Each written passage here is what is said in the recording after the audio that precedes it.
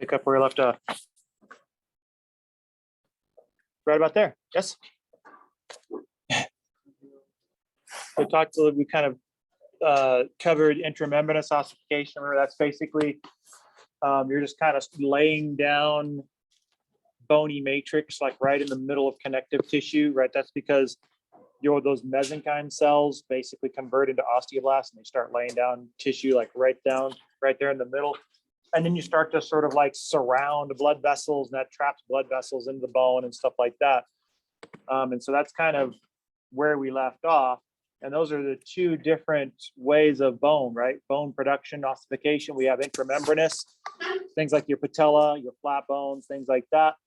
Now what we have is endochondral. So this basically is the majority of your skeleton.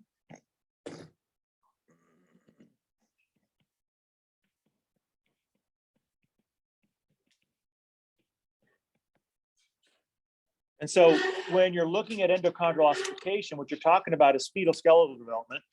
And so you're talking about early on in development. So 4th week, roughly, of endochondral ossification. That's basically what happens. So you start off with the cartilaginous skeleton. So the fetal skeleton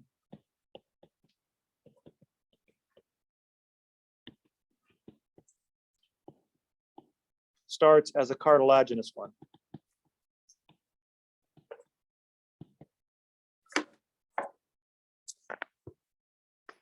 And so endochondral ossification is kind of like an ongoing story. So you begin some of it within about 2 months, right? And you don't finish that process for, well, a couple of decades, right? I mean, that's kind of technically what's going on. As you're growing, so converting that cartilage into bone, that's basically an extension of what happens here with the endochondral ossification component. And so when you take a look at this mechanism, you basically have kind of a stepwise series of things that occur. First of all, your skeleton is all made out of cartilage, hyaline cartilage. And surrounded with your liner, right, your perichondrium. And remember, your perichondrium has that connective tissue outer layer and that inner cellular layer component to it. And so this is kind of what you have at about week 9. So your embryonic development. Your little skeleton is basically just kind of rubbery cartilage, if you think about what that's like. So you're really malleable and flexible. So you're kind of really just like a little ball of rubber, right? Now, ultimately, what happens is the way you get to this essentially is you all start off with your mesenchymal cells, right? Remember, those are the early embryonic cells that kind of are the forebears of your bone cells and your cartilaginous cells. And so ultimately what happens is these mesenchymal cells, which are the same cells that are the culprits behind that intramembranous ossification, right? So what these guys will do is they basically sort of morph, or they change into our bone stem cells, right? Or osteoprogenitor cells. These are your bony bone stem cells.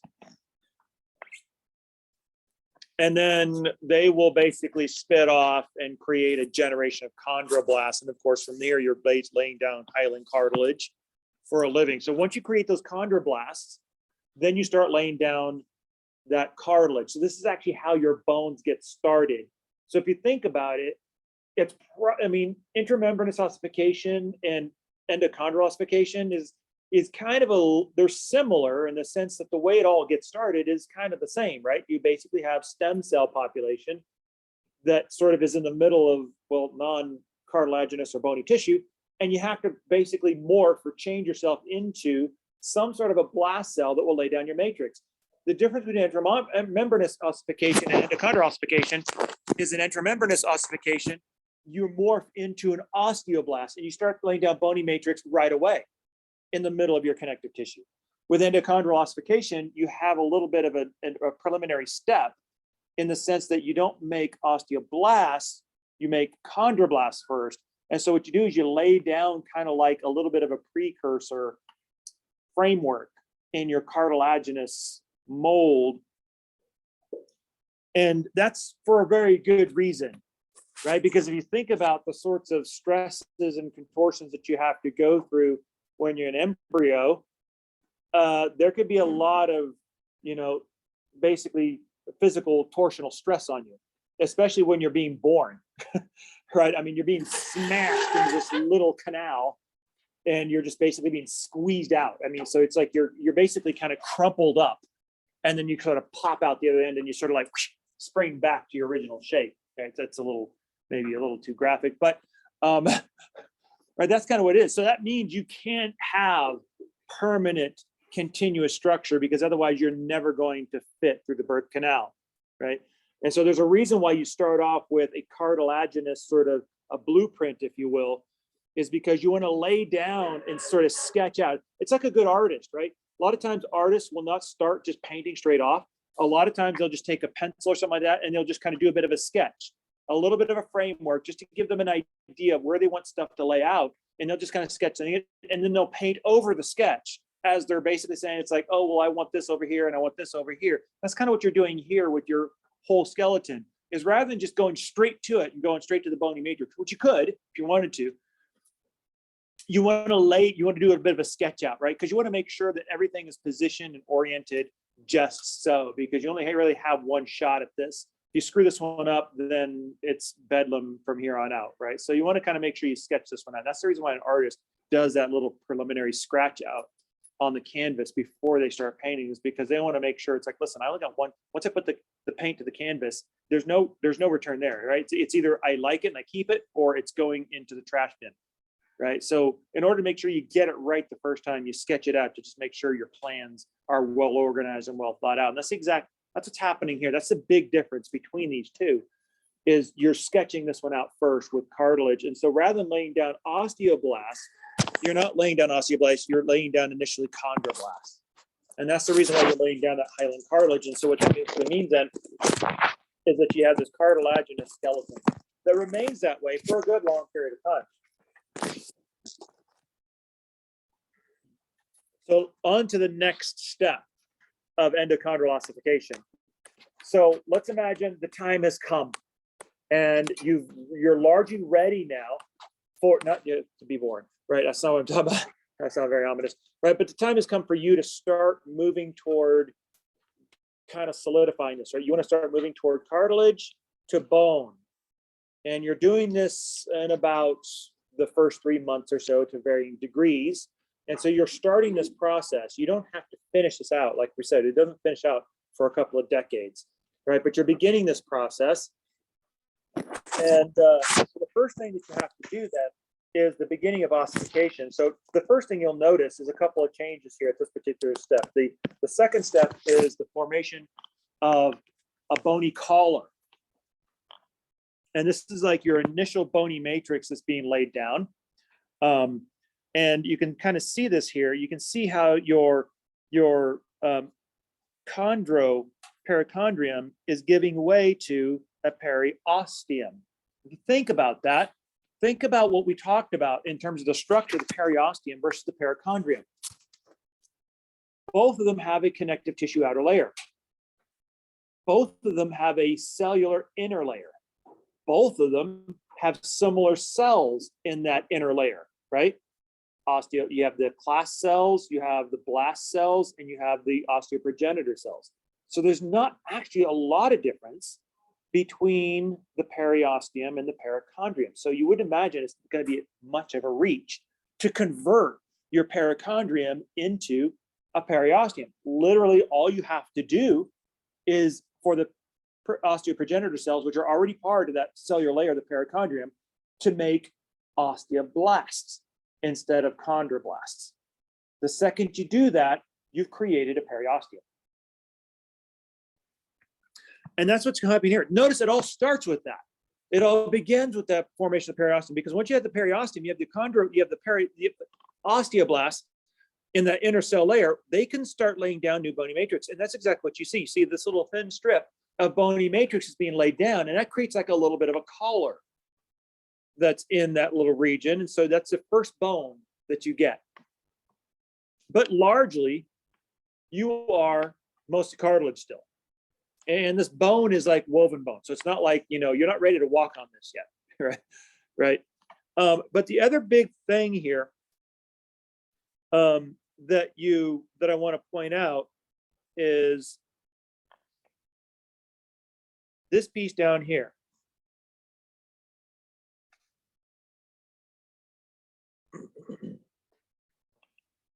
So one of the first things that happens that's a trigger for bone production is this right here.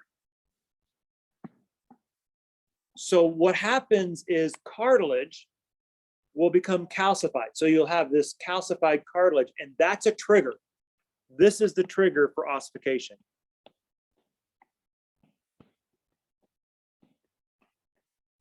So once your cartilage gets calcified, it's like sending out a flare to say, okay, everything that just got calcified here, cartilage-wise, come and turn me into bone. This is me basically saying, everything that you see that's calcified, convert that into bone. Now, here's the problem. In order to do that, you got a couple of things to do, right? Number one is there's already stuff there, right? So there's already calcified cartilage there already. Cartilaginous matrix is different than bony matrix. So there's a couple of things you have to do. Number one, you got to get rid of the old stuff. And then number two, you have to replace it with the new stuff, right? And so there's always two steps to this bone production. So this calcified cartilage is a big trigger. As soon as you do that, you're off the races. Now, what does that basically mean? Well, in order to become calcified, what happens is the chondrocytes will basically, will start making hydroxyapatite. And we all know what hydroxyapatite does, don't we? Remember we talked about that one? That was the inorganic component of the bony matrix. That was your curative agent. That's the one that sets your bone hard, right? Before that, it's osteoid. So it's more of like a kind of a spongy, almost like a cartilaginous type of a flexible mush, right? But then once you start to add the hydroxyapatite, then that is what sets it in stone, right? That's what sets up the matrix hard. So here you have the calcification of this cartilage means that they are beginning the process of starting to form this hydroxyapatite crystals.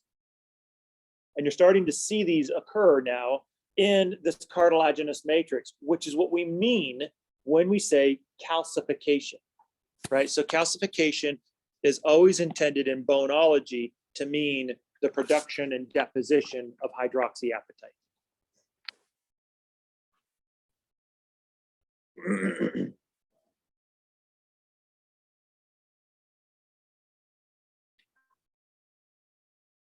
However, even though calcified cartilage is a little bit more structurally robust than the uncalcified cartilage, it's still not bone, right? So you've kind of begun the process, but it's still not quite right. You still literally have to remove the cartilage because it's removed. Chondrocytes and chondroblasts are laying down different matrix. They've got a different ground substance. They've got different protein mixes in there. It's not bone. So you have to still remove it, even though it's calcified. It is a little bit stronger, yes, right? It represents a more structural, more solid version of cartilage that's better than the squishy, spongy hyaline cartilage, but it's not sufficient. It's not bone yet. So you still have to remove it, even though it's calcified, okay? So it's not as hard as bone, right? It's still a little bit on the soft side. So the osteoblast then, because you converted your perichondrium into periosteum, is now laying down bony matrix, starting off with osteoid, and then it's calcifying its osteoid with hydroxyapatite, and that's setting it up hard. And now you're starting to get this little layers of bone, these little lamellar layers of bone. They're starting to grow at this particular point. As that extends, you continue that process, you notice your bony collar starts to get a little thicker and a little thicker, still covered by your periosteum. Notice it's also advancing. It's moving toward the tips and it's moving inward. So it's engulfing the entire inner surface and moving out toward the tips. Notice the calcified cartilage is shrinking as you replace it with bony matrix. This region here in the middle, which is the beginning of the diaphysis, is your primary ossification center. Your primary OC. So notice the blood vessel that's invaded in there. Basically, it's part of the deal from the get-go, from the beginning. Notice the blood vessel's there, right? So that blood vessel, which is a nutrient artery, it's called the nutrient artery, that basically invades, and that's going to start creating the vasculature that you see all up and down the shaft of the long bone. This is also where you start to organize yourself into compact and spongy, right? So in the middle, you see the trabecula of the spongy bone, and the edges, you're starting to see that thick, sort of solid bone of the compact bone. So you're beginning to create osteons, and you're starting to lay down those concentric lamellae around blood vessels, which are branching off of this original artery. And so you kind of have everything all happening at the same time. You sort of surround an artery and you start laying down concentric rings around that artery, and that creates your central canal. And so that ossification center is moving in all three directions, basically in all three dimensions, actually. But what's happening is it's chasing the cartilage to the tips. Okay. So that's what's called your primary ossification center. Now, this is happening throughout the rest of gestation.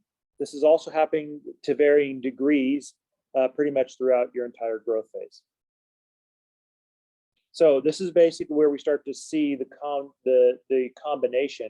So before, what we saw was mostly osteoblastic activity. You're laying down new bony matrix, but now what we're starting to see is this interplay between the osteoblast and the osteoclastic activities of remodeling this woven bone, right? Because the osteoblasts are laying down, so these guys are laying down woven bone. And then the osteoclasts are remodeling that woven bone into lamellar bone. So this is where you're starting to see that process. Denise.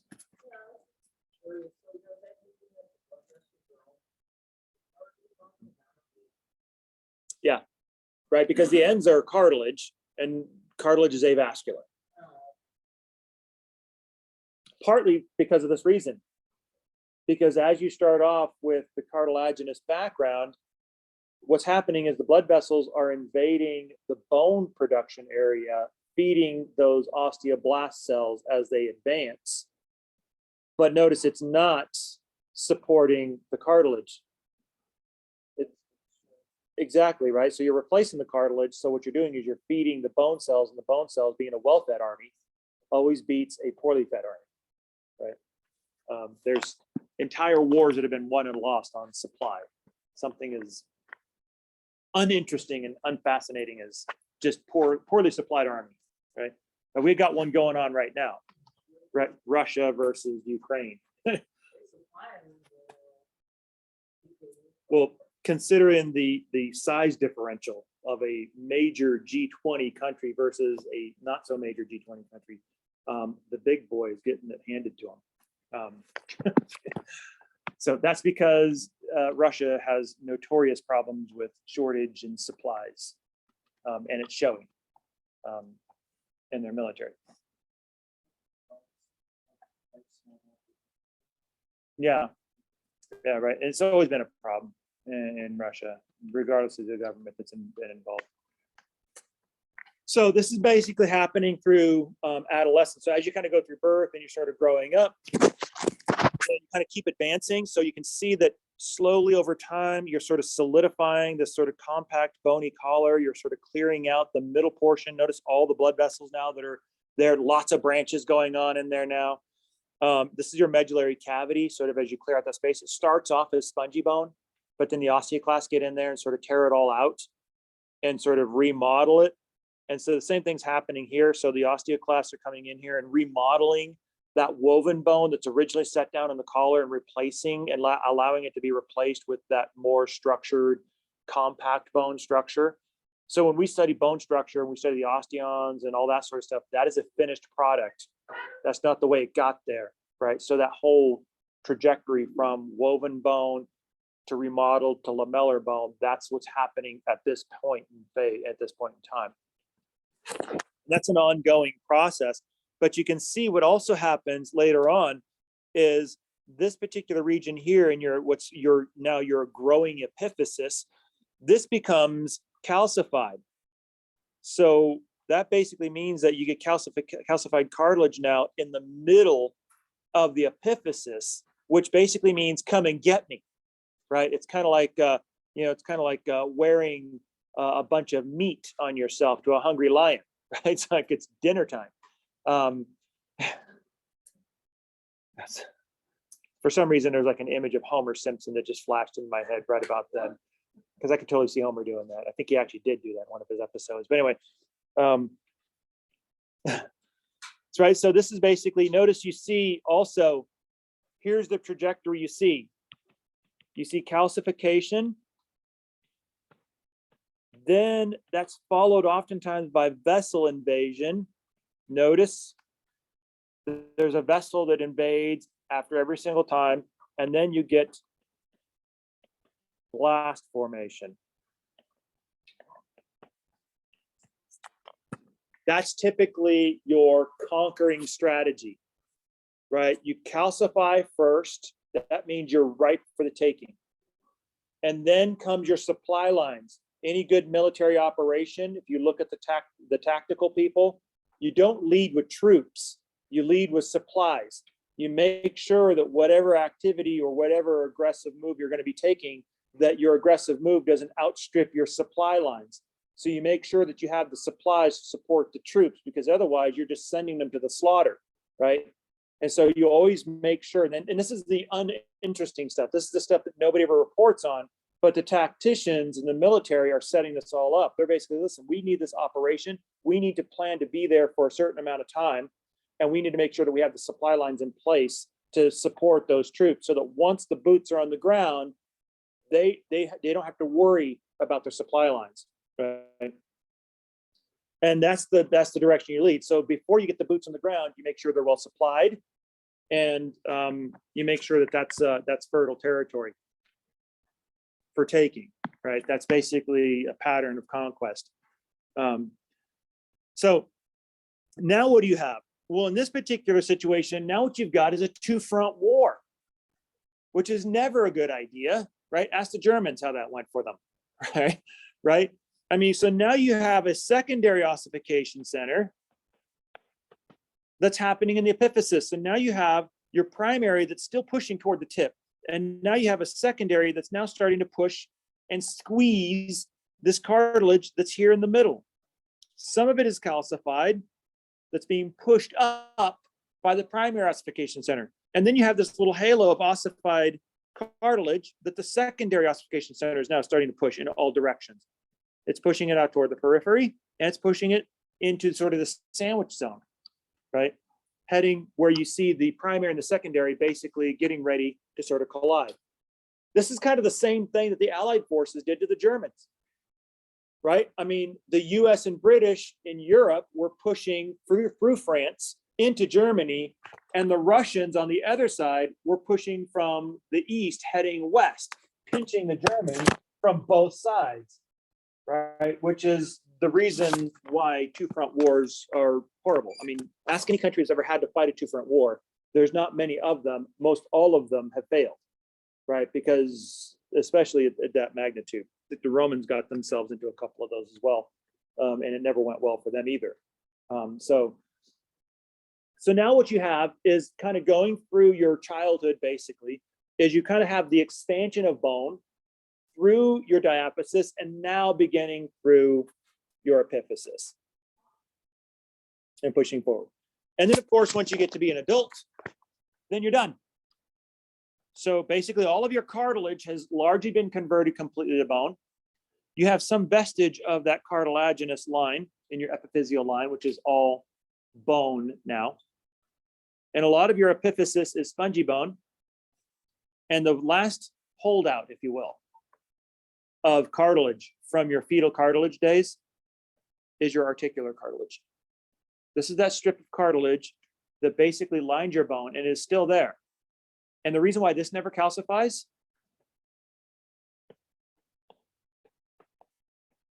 is it's needed for your joints.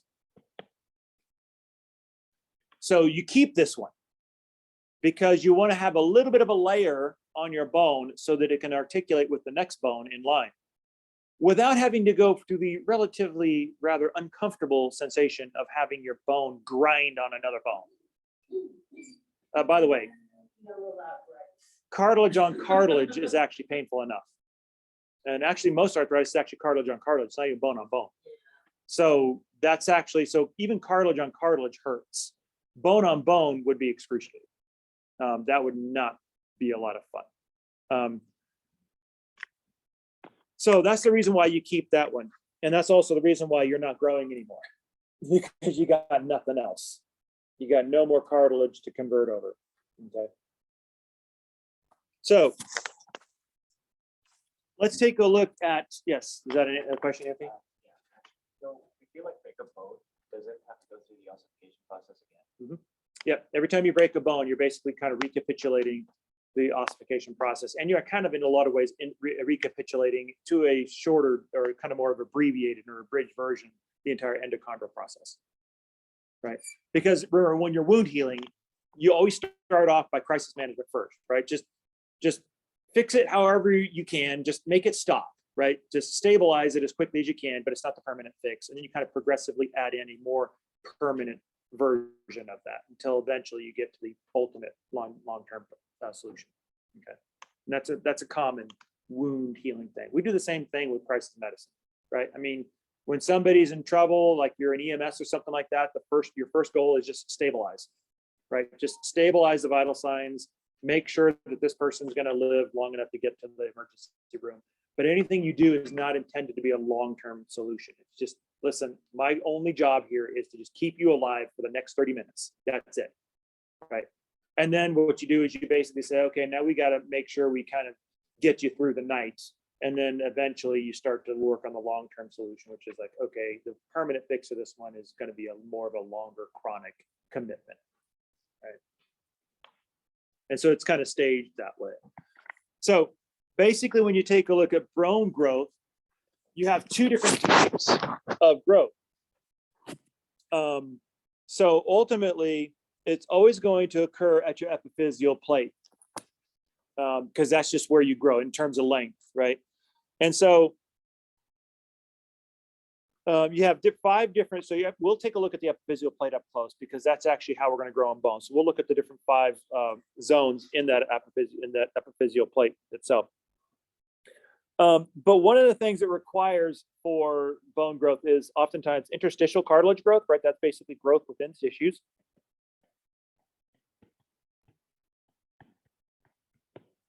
And then appositional, which is surface growth.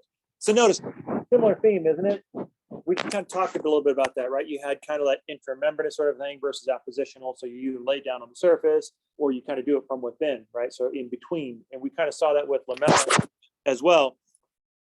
And so ultimately you're able to grow in length. The bone is able to grow as long as you have a healthy epiphyseal plate. And that is the key piece right there.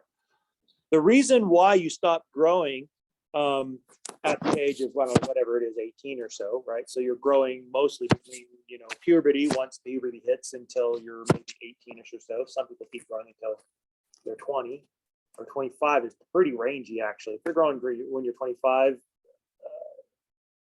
yeah, you might want to have your endocrinologist check the pituitary at that point. Mostly, most of us are cutting off somewhere in the late teens-ish or so. That's probably where majority of people are cutting off. But the reason is your epiphyseal plate gets converted. That's simply what happens. It gets completely ossified and turns into bone. And all you have left is your articular cartilage or your joint coverage.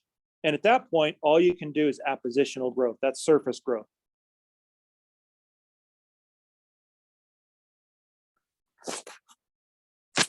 So let's take a look at your epiphyseal plate, shall we? So we have different zones, and this is in the cartilage itself. Right? So these are basically zones within the cartilage.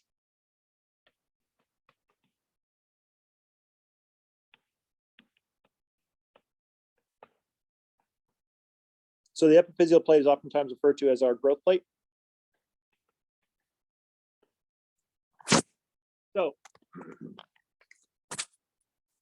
going from, depending how you look at it, could be top to bottom, bottom to top, but going from the epiphysis side to the medullary cavity side, that's what we're looking at. You start off, first of all, with the first zone, which is the zone of resting cartilage. So these are basically just sort of maintenance level, slow dividers of chondrocytes. It's basically slowly, these are mitotic in nature. And they're mitotically replacing cells and chondrocytes in particular. That's key, isn't it? Remember, we saw a similar sort of a strategy in skin. As long as you have that mitotic layer, the stratum basale in the skin, in this case, the zone of resting cartilage, these are slow, just kind of slow dividers here. So you're just doing enough to kind of keep a fresh supply of chondrocytes. As long as you keep a fresh supply of chondrocytes, you're going to have infinite growth. Okay. So the important thing also to understand is, and you'll get more of this in A&P too, is that remember, any cell population in your body that's mitotically active, like for instance, these guys here, or your skin cells or whatever, any cells that are continuously and intentionally replaced often, every single one of those cell populations is controlled by a growth factor. That's growth factors are the hormones in your pituitary system or in your endocrine system, whose job it is to control these reservoirs of mitotically active cells, where you're constantly replacing them or keeping a fresh supply of replacements. And so as long as you have that growth hormone, you will always have that fresh supply, just like your skin. Your skin doesn't stop replacing itself throughout your life. Why? Because epidermal growth factor is continuously produced throughout your life. But the growth hormones that stimulate the division of chondrocytes to continue to replace the cartilaginous cells so you can keep growing in length, when you're 18, stop being produced by your endocrine system. And that's the reason why you stop growing. If you were to continue, then you would continue to grow. And this is the reason why pituitary gigantism becomes a problem, is because what's happening is their pituitary is abnormally, usually like a tumor or something like that, but it's abnormally producing growth hormone that doesn't stop at the age of 18. So it continues to produce growth hormone, which means you continue to add new chondrocytes to the system, which means you can grow in length pretty much infinitely, unless you get that growth hormone to stop. Oh yeah. Yeah, as a matter of fact, one of the tallest guys in history, recorded history, since we've been recording, which has actually not been true history, right? I mean, we've only been recording these things for a short period of time, was like some 8 feet tall, and going. And usually the pituitary giant like that will die young, because what happens is their infinite growth frame begins to start to become a little too cumbersome. It's like a giant house of cards, and just structurally, like I think the one guy, the 8 foot, I think he died when he was like 30. Because it's like you get to such an age that you have to actually use a cane, because your body's getting so big that it's like it's the rest of your skeleton is not designed to hold that much mass.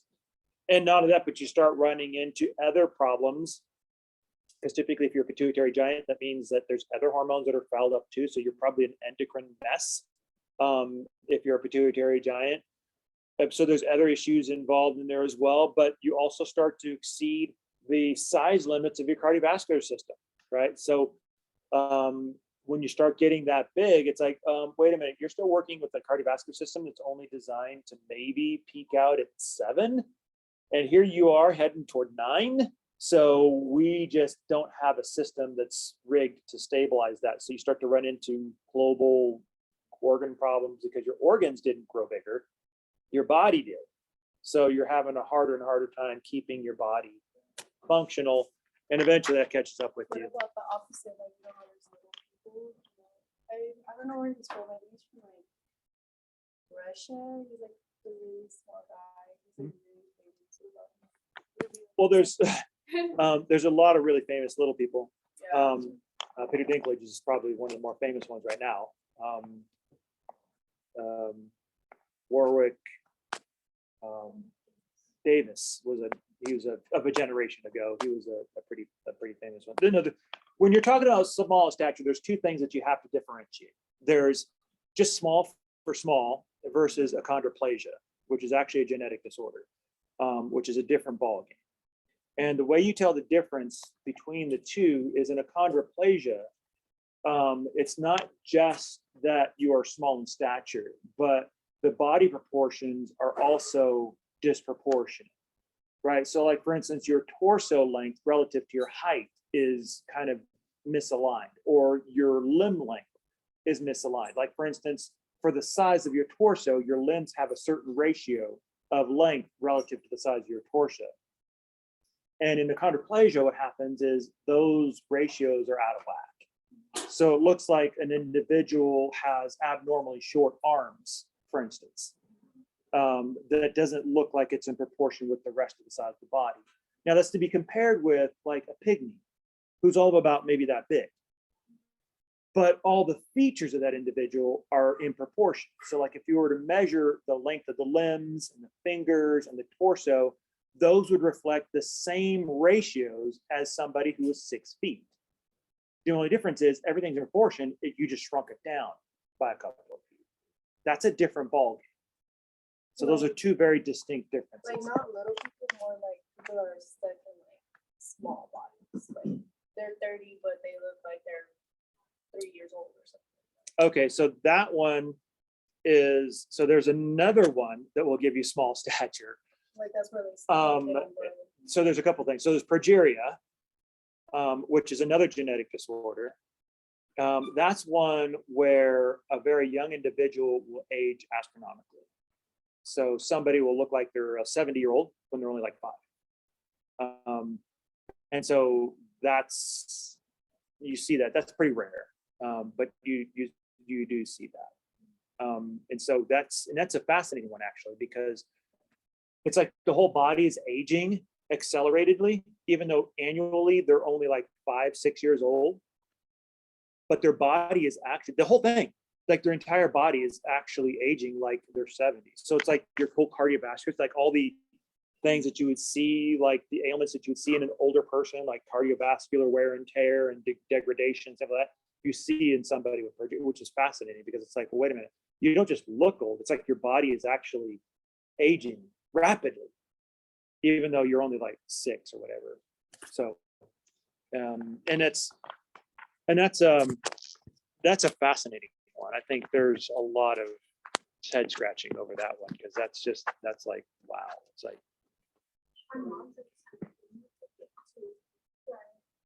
how tall did you get? Right now, he's 17.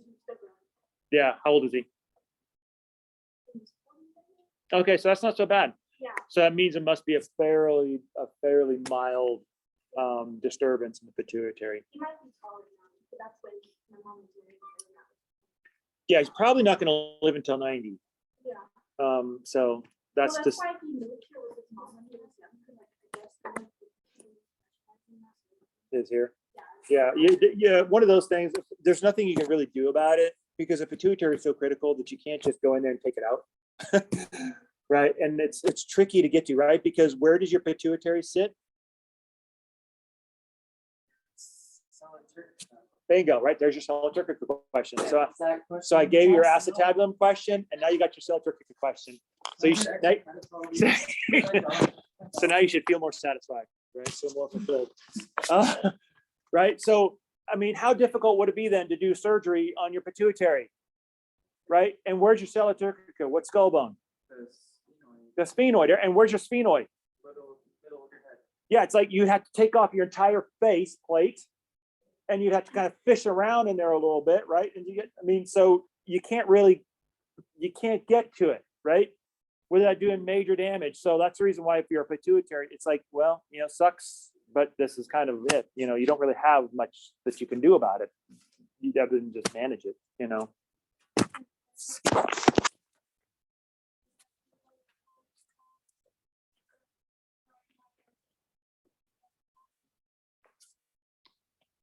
No. trying to alter genes is difficult at best, because first of all, it means that you know what the gene is, and that's usually not the case. And oftentimes it also, pituitary gigantism is typically something that, even though technically speaking it looks the same from the outside, is very different from the inside, right? Because a lot of times if it's a tumor that's causing this problem, then number one, you can't get to it. Number two is it's almost impossible to solve cancer problems with genetics, because the cancer cells have just basically flown off the genetic rails. They're not obeying genetic rules anymore. So you would literally have to genetically alter every single cancer cell in order to fix that problem at a cancer level. Probably the one thing you can do, however, to maintain it is to take inhibitors, like growth hormone inhibitors, to kind of tone it. Similar to like if you have an overactive immune system, you take immune suppressants to kind of slow down your immune system so you're not attacking yourself like 24/7, kind of that idea. Similar sort of a strategy to take growth hormone suppressants to kind of suppress the growth hormone, not to eliminate it, because if you eliminate it, you're going to cause a whole host of other problems, right? But just to kind of slow it down a little bit, so at least, you know, you're not going to be like 20 feet tall by the time you're 30. Okay. So that's probably the best you can hope for, is something like that. We have our zone of resting cartilage. So this is your slow dividers. And then that's going to segue to your zone of proliferation. So here now, all of a sudden, this is still mitotic. So your chondrocytes are dividing again. So what's the difference between zone of resting versus zone of proliferation? Is you have an upregulation of the rate.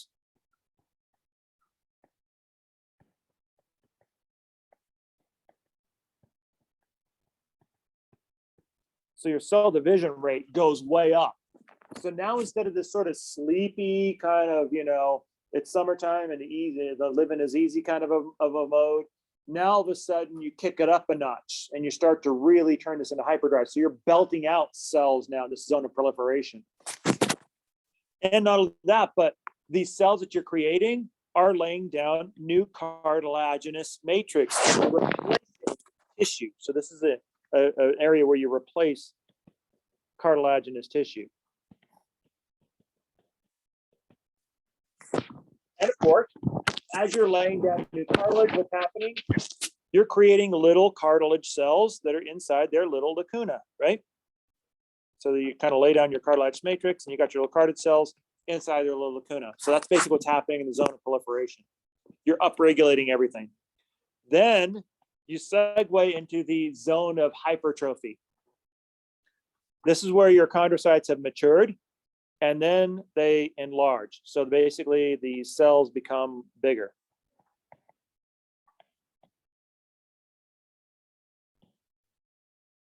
And more visible. You'll actually see this histologically as more visible.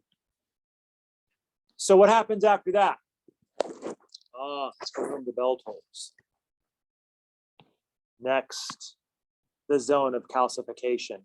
What does that mean if you're cartilage? Yeah, you just got the death sentence, didn't you? You may not be dying today, but you're walking up to the gallows, right? So you're getting ready. So this is the zone of calcification. So your cartilage is calcified, and then shortly after this, your chondrocytes die. Or chondrocytes, right? Little tear. Okay, that won't be on the exam, by the way. The tear part, no. I should though, shouldn't I? For like 50 points. What does a tear mean? Okay. You're like, so then, now when the chondrocytes die, think about this for a second. What does that mean for the tissue? The chondrocytes died, but guess what's left behind?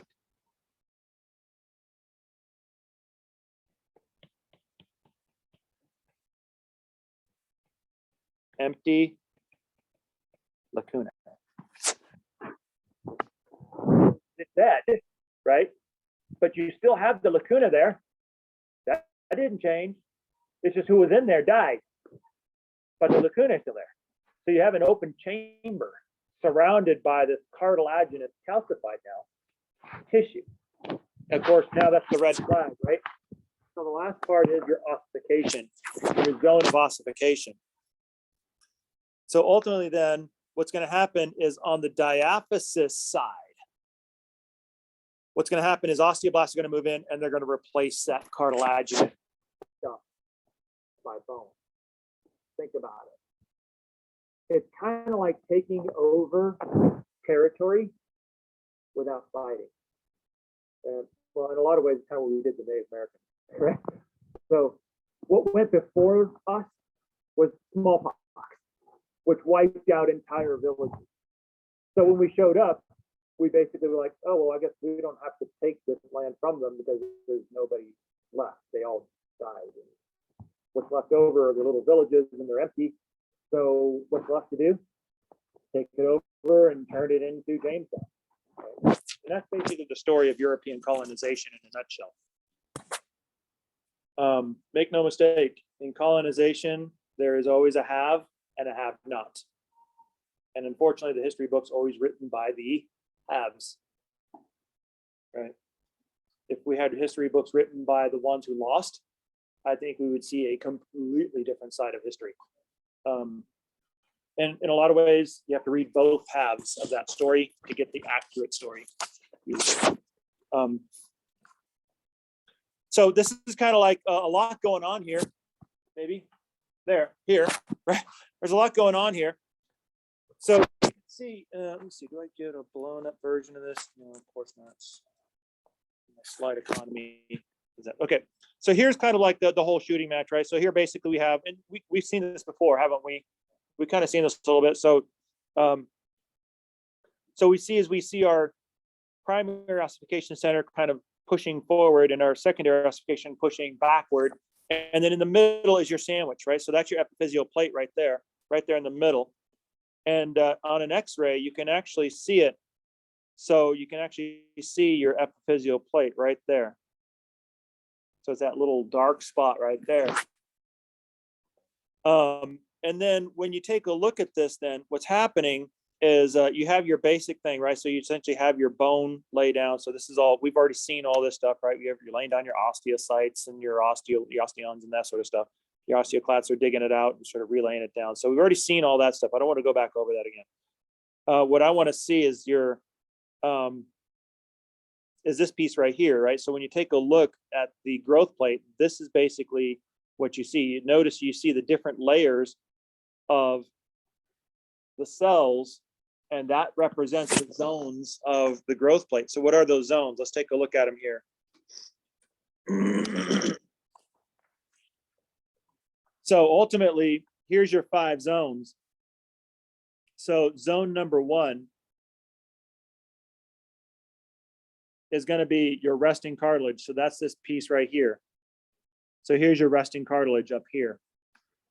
That's just kind of the lazy replacement. So you can see you've got the chondrocytes in there. They're just kind of slowly replacing themselves. It's kind of low and lazy. You're just kind of just sort of making sure that everything is stable.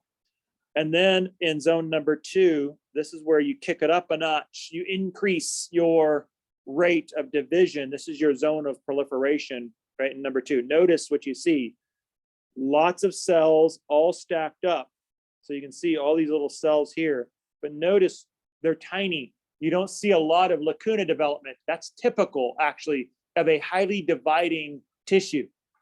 Because remember, when you first divide your cell, the cells are freshly, come off of cell division. They're tiny, right? They have to have a time, that first part of their cell cycle, they grow. They have to grow to their bigger adult size.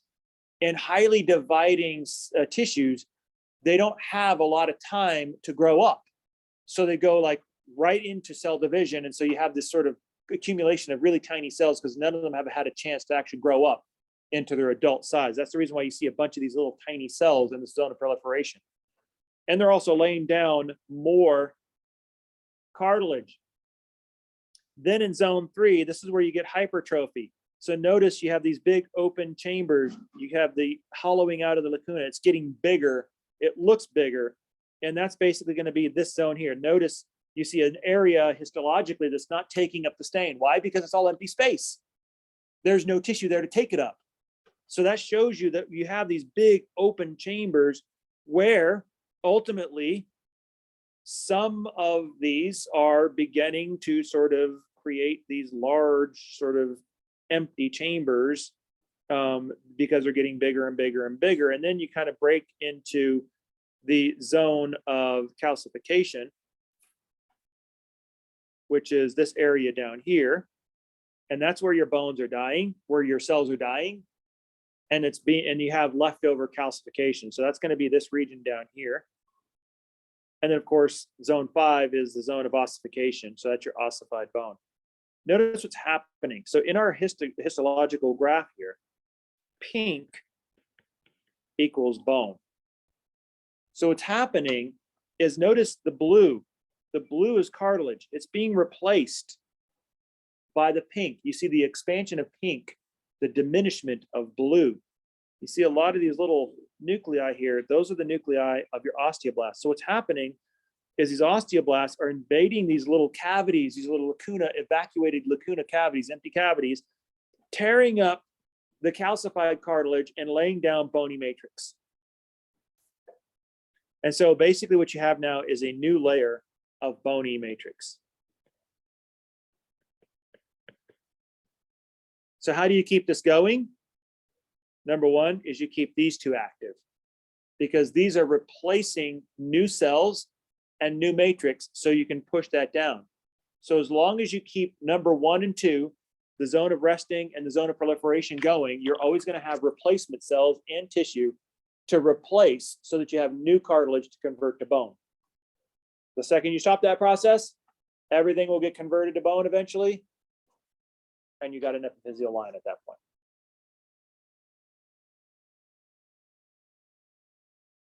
And that's how you grow.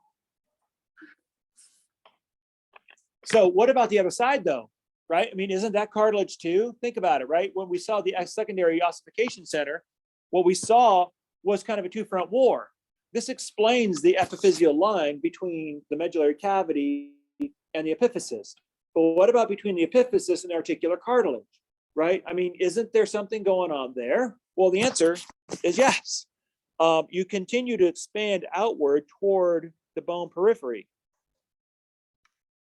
So ultimately, the epiphysis will grow out and eventually it'll fill in completely. And so you have kind of like two lines for a while. So two epiphyseal lines.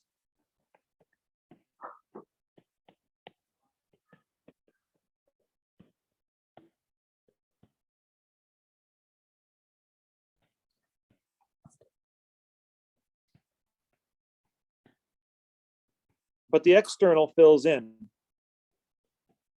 eventually with bone, leaving only articular cartilage.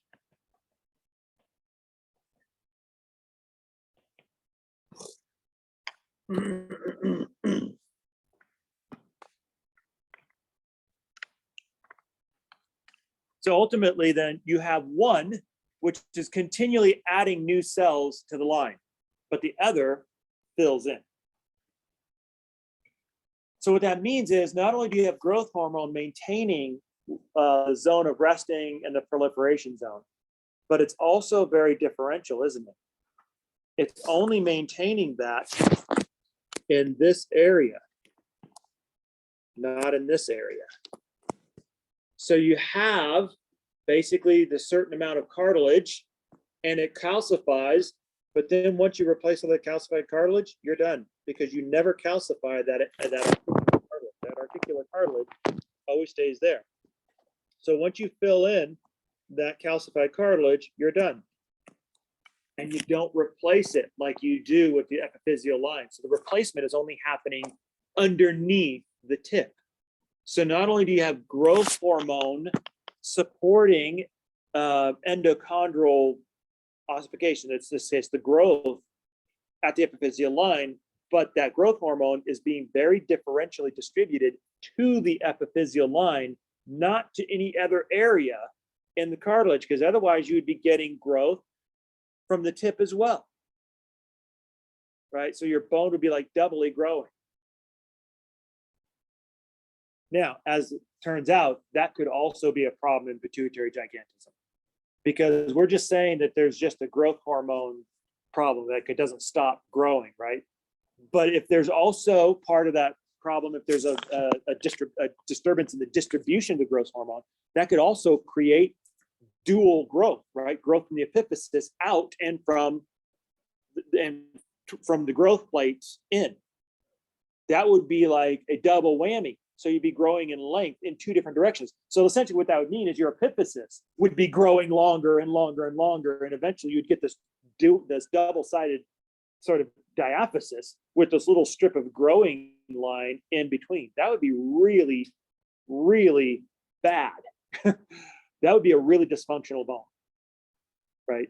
It would be like you just basically created two diaphyses, one on top of each other, as opposed to an epiphysis, a true epiphysis.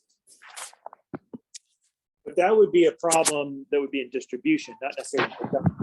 My understanding of pituitary gigantism is to distribute. It's a production problem, not a distribution problem.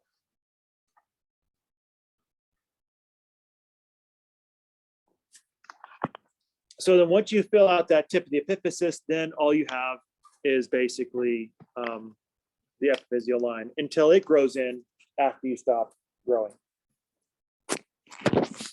So what about width, the girth of the bone?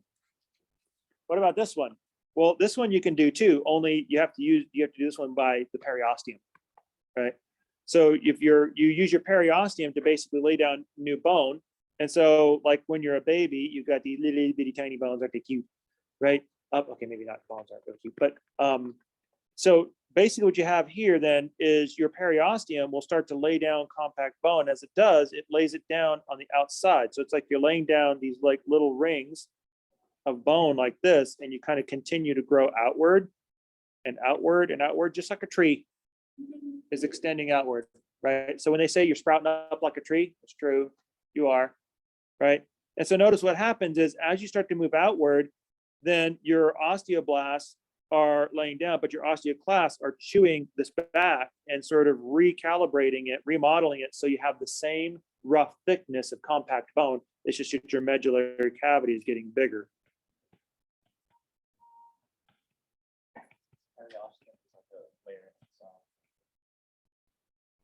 Correct, right? Because in the periosteum, in the cellular layer, you've got both your progenitor cells, which can make osteoblasts whenever they want, and osteoclasts whenever they want. And you need the both of them in order to lay down the bone, right? So your osteoblast will lay down the crude matrix, the woven bone. And then what'll happen is the osteoclast will come in there and it'll basically chew everything up. And then you kind of like sort of replace that with the lamellar bone, and you sort of get that remodeling thing going on. You lay that down, and so you essentially just grow in circumference basically as you continue to grow outward and outward. Is there no periosteum particular sites then, like where they're keeping the cartilage? No, because in the articular cartilage, that would basically be where the last vestige of the perichondrium is. So instead of that, you would have basically like your periosteum would stop right about where your articular cartilage would begin. And then what would happen is it would convert into perichondrium, and that would cover the articular cartilage, because you have a perichondrium that covers cartilage regardless of where you are. And so that's where that will give away. And so that's just maintaining your cartilaginous tissue. Okay. What about some things that affect bone growth? Yes. Let's have a little talk about nutrition, right? Obviously, there's a lot of stuff that affects it. But let's just take a look at the big. Obviously, calcium is a required component. Why?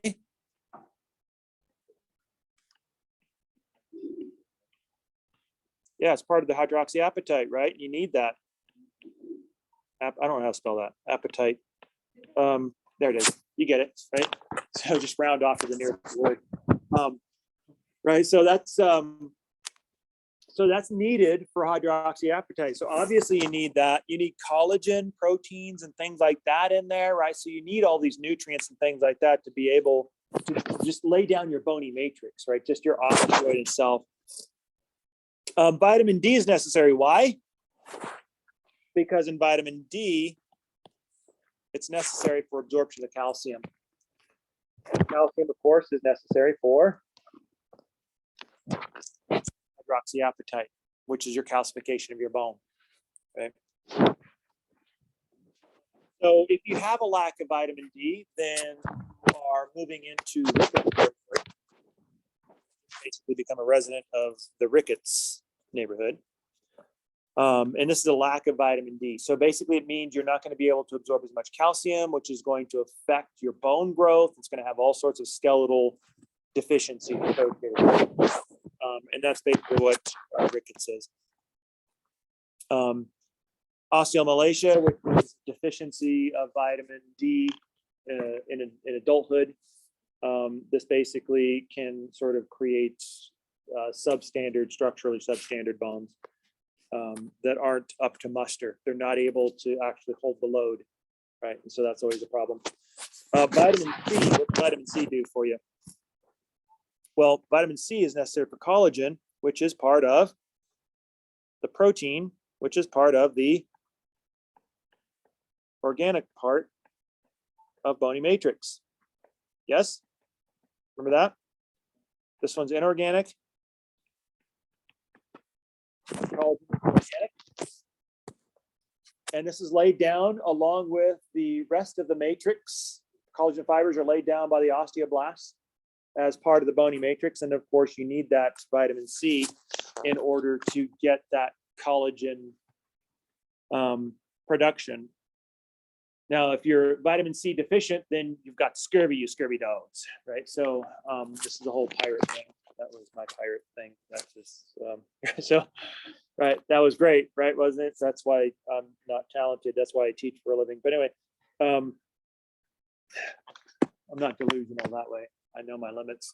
It doesn't mean I don't try it just because I don't really care about making a fool of myself. But anyway, it's obvious. But anyway, so vitamin C, if you have a lack of that, it causes a whole lot of problems, right? So vitamin C is a necessary component in a lot of global physiology processes. We're just talking about bones. It's rolling bones here.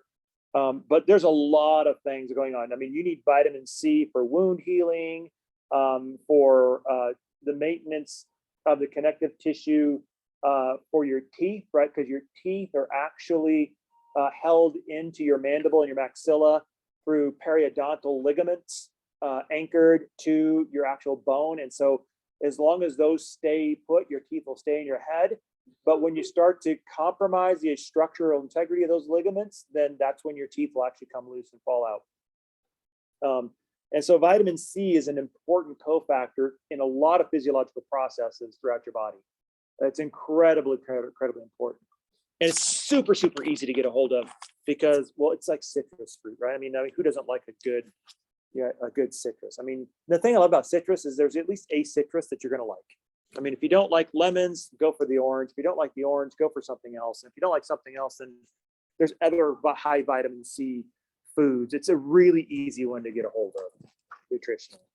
So the reason why pirates got scurvy all the time is because, number one, they spent like years at a time at sea, right? Like a long period of time with like minimal nutrition. And most of what they ate was probably something like beef jerky and crackers. That's probably what they lived on. I mean, so it was pretty ugly. And I don't want to ask any further about what pirate life was like because I don't want to know. They're just places, things I just wish that I don't know. I don't care. I'll stay on the mainland. Thank you.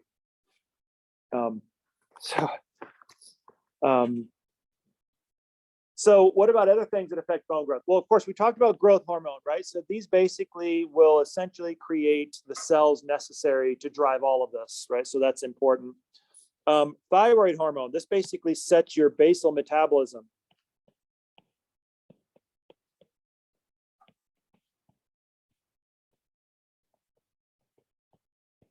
So this is required for all tissues, right? Because growth requires what? A lot of energy. If you don't believe that, just remember what it was like to be a teenager. I don't know about you guys, but pretty much I ate everything that was like slower than me. Even a couple things that were faster than me, I chased them down and ate them. Right? Pretty much, I mean, if you were alive or not, I ate you. Right? And that's, so I'd like to wipe out. Right? So, and not only that, but it's like you could eat like the entire refrigerator and you could come back for another refrigerator. Right? And you didn't like gain any weight, right? Because your metabolism was so high because you were actively growing, and that requires a ton of energy, which is the reason why you just are like a plague of locusts, right? That's like high school, especially, right?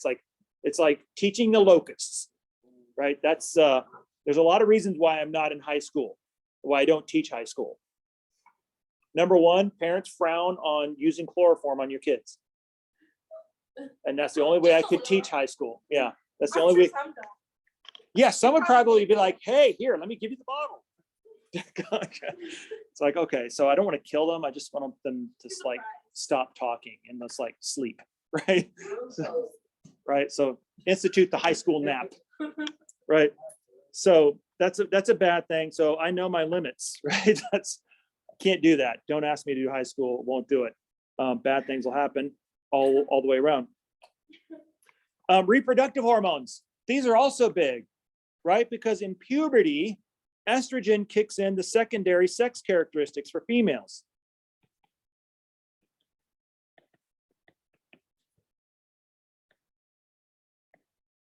Testosterone, same thing for males.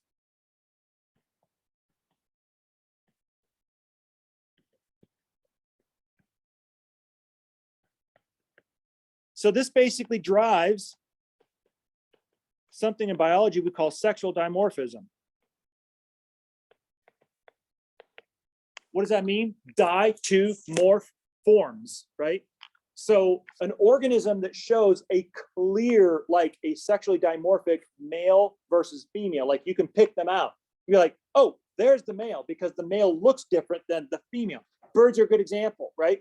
So there's the male because he's got these colors, and then the female who's usually like brown, right? Right. So that's like the peacock versus the peahen, right? A lot of people like the peacock, that's the dude strutting his stuff. And he's like a total dude, right? Because he's all out there. He's like, look my feathers, right? And of course, the peahen is just sort of like this little drab, yet brown bird, right? For a good reason, because biologically, she's the one who's large in those species, right? Sexually dimorphic species. She's the one who's basically laying the eggs, and she's also caring for the eggs, and she's having to take care of the young while they're little, and so she can't leave the nest because she's taking care of the little ones. Well, I don't know what the dude does. A different species, the dude's doing something else. I mean, he ranges from being a deadbeat dad to actually going out and hunting and looking for food to bring back to the family, right? So there's variations of this theme, but usually she's like, that's the reason why she's drab, because you don't want the predator to see this bright, brilliantly colored female with a bunch of helpless little young there that's like a free snack, right? So that's the reason why that happens that way in sexual dimorphism. But some bird species are not sexually dimorphic, like crows, for instance. They all look the same, right? So they don't have a male-female body form. In some of those that are not sexually dimorphic, you can't actually tell. They're really tough to tell. You have to like really have them in your hand to tell. But there are some that have this and some that don't. But in this case, in humans, we have sexual dimorphism. There is a clear physical development that is divergent between males and females at puberty, driven by estrogen and testosterone.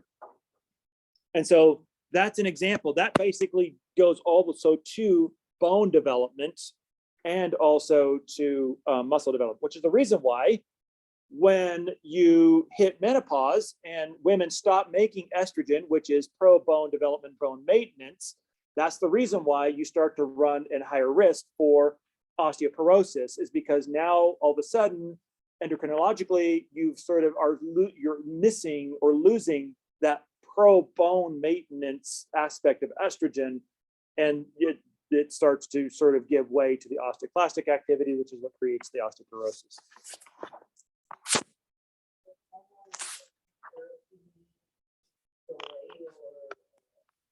It should. And I mean, it does, I mean, it's not perfect, but it certainly does kind of soften the blow, and it does kind of help to sort of spread out and lengthen out that, as a matter of fact, that's something that's oftentimes recommended, especially for women who experience a very acute sense of like bone loss upon menopause. Is like, you know what, if you keep going this direction, you're going to be dust by the time you're like 60. So let's try some hormone replacement to see if we can bolster some of this bone maintenance, at least to get you to your sunset years, so you're not just a pile of dust, right? So by the time you get there. And this is also one of the reasons why about right around the menopausal age, you start to get into sort of routine bone densitometry scans and things like that, just to double check to make sure, you know, that your bone density is looking good and that the rate of deterioration isn't like abnormally aggressive, in which case you'd start calling for bone for replacement therapy, things like that. So here's our dude, right? So there's pituitary gigantism in full display with dwarfism on the other side. And so if you look closely at this individual, dwarfism, by the way, is kind of like the old version, how should we say this, the politically insensitive way of referring to achondroplasia. So that's the actual technical term, is achondroplasia. Yes, there's many colorful terms that probably should be left to history. But here you can see two different ends of the spectrum. And the idea here with this is one where you kind of have to be careful, right? Because even though the individual here is short in stature, it looks like the relative body proportions look like they're mostly in proportion. So this would not be an achondroplastic person. Okay, and a lot of times this is kind of like just you're short in stature. That's a different thing. Like maybe you have like a growth hormone deficiency, like a growth hormone, like a pullback has said too much, you have too little. And so your body stopped too early. And so it didn't really get that full growth phase like you normally would have gotten. So everything's in proportion and everything was growing normally, it just didn't grow enough, right? So that's different than achondroplasia. So that's kind of like, in most society, they don't draw the distinction. Most society, they don't care, to be quite honest with you. But there is a distinct difference. And like when you're looking at this, especially from the scientific side of it, to try to understand what the underlying causes and problems are, it's important to know and understand that they come from two different sources, right? Two completely different scenarios. Like achondroplasia is an autosomal dominant that creates a lot of disproportionate ratios in development, whereas non-achondroplastic shortening could just be normal everything, but just a growth hormone deficiency at some critical point in life. So that's so we're at our witching hour, and that's a good place to stop. So what say you that this becomes the first slide of the next exam? So we stop here. So everything up to now will be on Thursday. Yes, on Thursday.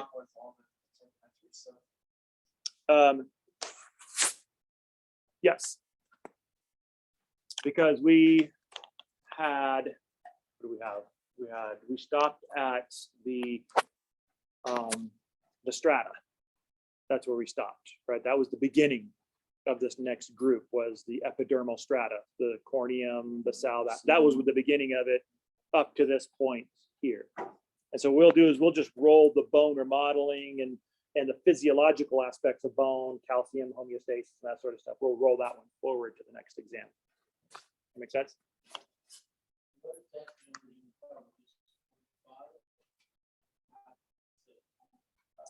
5 and 6, right? Because the last exam we covered into the integument, but we got up to the epidermal strata, right? The stratum basal, spinosum. So that was actually where we stopped. That wasn't included on the last exam. So that's the beginning of this one up to this point.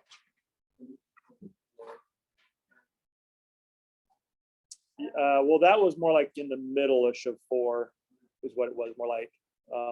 No, actually 4 is complete. Yeah, we had 4 complete. So it's mostly like integument Yeah. from like epidermis on, which was, we still had epidermis, dermis, and hypodermis and all that discussion. That's all part of it. So it's basically from the epidermal discussion forward, which is the early part of 5. It wasn't like the right at the beginning of 5, but it was kind of like the early part of 5.